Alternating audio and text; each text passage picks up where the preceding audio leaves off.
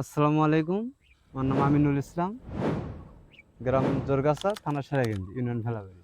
আচ্ছা। গতবার আমি ৬ শতাংশ জমি করছিলাম। ফলন ইনশাল্লাহ খুব ভালো হয়েছিল। এবার ওটা দেখে আরো ৭ জন আমার সাথে যোগ করে আমরা ৭০,০০০ চারা নিয়ে আসছি। এসে দেখতেছেন এগুলো আমারই মরিচ। আচ্ছা, কোন জাতের মরিচ করছিলেন? সুপার ডন। আচ্ছা, গত বছর আপনি কতটুক জমিতে করছিলেন? গতবার ৬ শতাংশ জমিতে আচ্ছা, করছিলাম। এই বছর কতটুক জমি? সব মিলে আমরা ৭ জন। ৫০ শতাংশ জমিতে করছি আমি। আপনি একাই ৫০ হ্যাঁ। শতক। আর আপনার যারা আরো ৭ জন মিলে সব মিলে কত বিঘা হবে? আপনি ৭ বিঘা ৮ বিঘার মতো। ৮ বিঘা। মানে গত বছর ছিল ৬ শতক।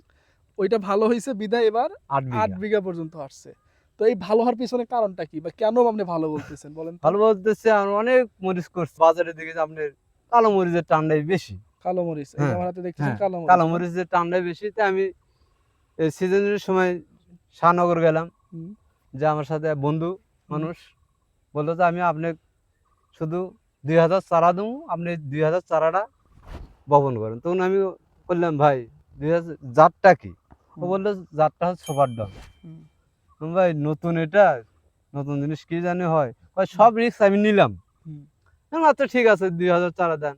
তো হুম, ২,০০০ এই জমিতে আমি লাগাইলাম ৬ শতাংশ।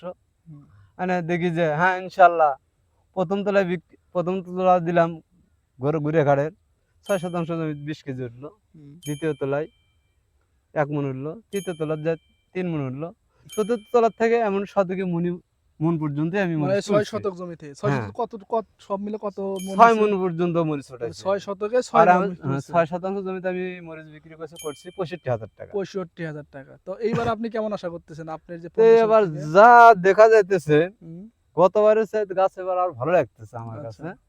তো এবার ইনশাল্লাহ দামে যদি থাকে, হুম, যা গাছও কোয়ালিটি ভালো, হুম। তো ইনশাল্লাহ এবারও হবে। আচ্ছা, হবে। তার মানে আপনি আশা করতেছেন এবার কয়েক গুণ বেড়ে যাবে যদি হ্যাঁ, ভালো থাকে। ইনশাল্লাহ। ইনশাআল্লাহ আমরাও আশাবাদী। কারণ এই যে ভালো জাত, এই জাতগুলো ছড়িয়ে যাক। কারণ কৃষক যদি বেঁচে থাকে তাহলেই তো দেশ হ্যাঁ, বেঁচে থাকবে দেশ নাকি? বাঁচবে। কোম্পানি বেঁচে থাকবে বা আমরা বেঁচে থাকবো।